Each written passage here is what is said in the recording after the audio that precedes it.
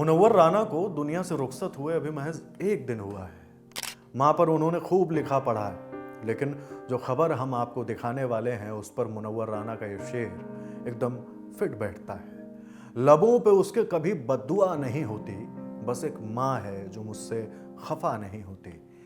माँ कहाँ खफा होती है, भले उसके पार्थिव शरीर को महज एक जमीन के टुकड़े के लिए घंटों लकड़ियों की चिता पर लिटाए रखा जाए, मुखाग्नि ना दी जाए। 9 घंटों तक यह तमाशा चलता रहा। इन तमाशों के बीच अब पूरी कहानी जान लेते हैं। मथुरा का नगला चीता गांव, पति की मौत से पहले तक पुष्पा वहीं रहती थी। जब पति गुजर गए तो मथुरा के आनंदपुरी में अपनी बड़ी बेटी मिथिलेश के साथ रहने लगी। पुष्पा की 2 बेटियां और हैं, नाम सुनीता और शशि। 3 बेटियां, 3 बीघा जमीन और बुढ़ापा काट रही पुष्पा। 13 जनवरी की रात 98 साल की पुष्पा की तबीयत अचानक बिगड़ गई। हालात बिगड़ चुके थे। कुछ ही पलों में पुष्पा की सांसें रुक गई। फिर बारी आई अंतिम संस्कार की। अगले रोज सुबह 10 बजे का वक्त। गोविंद नगर के बिरला मंदिर के पास शमशान घाट है। यहाँ चिता के लिए लकड़ियां इकट्ठा की गई। चिता तैयार हुई, पंडित ने मंत्रोच्चार शुरू किया, लेकिन शव का अंतिम संस्कार नहीं हुआ। विधि 1 या 2 बार नहीं बल्कि 8 बार पूरी की गई, लेकिन हर बार अग्नि संस्कार को चिता तरस रही थी। एक बार तो चिता को अग्नि सौंपी भी गई, लेकिन फिर जलती चिता को बुझा दिया गया। पता है इसकी वजह क्या थी? 3 बीघे जमीन। आज तक के सहयोगी मदन गोपाल शर्मा ने इस पूरे मामले पर रिपोर्ट की है। उनके मुताबिक पुष्पा के पास 3 बीघे जमीन थी। उनकी बेटियों सुनीता और शशि का आरोप है कि मिथिलेश ने मां को बहला फुसलाकर 1.5 बीघे जमीन बेच दी थी।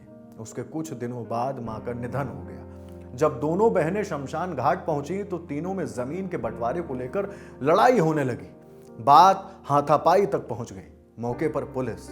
इस बीच मां की चिता को आग लगाई गई, लेकिन दुख से ज्यादा झगड़ा तेज था। आग बुझा दी गई। दोनों बहनों का कहना था कि बची हुई जमीन लिखित में हमारे नाम की जाए, तभी अंतिम संस्कार होगा। लगभग 9 घंटों तक यह बवाल चलता रहा। उसके बाद बाकायदा स्टाम्प पेपर पर लिखित समझौता हुआ। पुष्पा की बची हुई संपत्ति शशि और सुनीता के नाम की गई। इसके बाद मां का अंतिम संस्कार हुआ। आज तक के सहयोगी मदन गोपाल शर्मा ने मोक्ष धाम के मैनेजर मनोज कुमार शर्मा से बात की। मनोज ने बताया कि कैसे घंटों चिता पर शव रखा रहा, मगर अंतिम संस्कार नहीं हुआ। मेरा नाम मनोज कुमार शर्मा है। मैं यहाँ पर ये बॉडी आई है सुबह 10 बजे की। इन लोगों में विवाद चल रहा है कि कोई तो व्यक्ति बोल रहा है कि इनका पोस्टमार्टम करवाइए, इन लोगों ने ये मारी है, और जो दूसरा पक्ष है वो ये बोल रहा है कि नहीं हमने मारी नहीं है, ये इनकी बीमारी की वजह से मौत हो चुकी है। इस वजह से सुबह से 8 बार तो यहाँ पर पंडित जी आ चुके हैं, जिनको ये लौटा चुके हैं। कभी बुला लेते हैं, कभी लौटा देते हैं। लकड़ी वगैरह सब तैयार हो चुकी है। चिता में बॉडी रखी हुई है।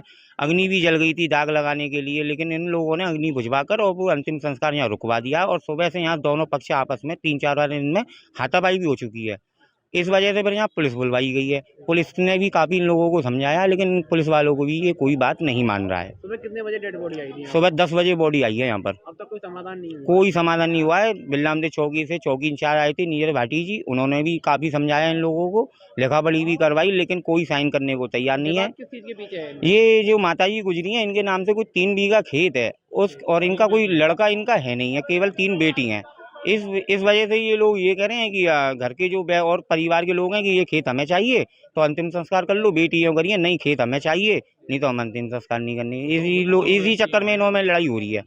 मुनव्वर राना ने लिखा था, ऐ अंधेरे देख ले, मुंह तेरा काला हो गया। मां ने आंखें खोल दी, घर में उजाला हो गया। मगर मां ने तो आंखें बंद कर ली हैं। अगर उनकी आंखें खुली होती तो वो यह सब बर्दाश्त नहीं कर सकती थी। आपकी इस खबर को लेकर क्या राय है, हमें कमेंट सेक्शन में बताएं। आपके लिए सारी जानकारी जुटाई है हमारे साथी रजत पांडे ने। देखते रहिए द लल्लन टॉक।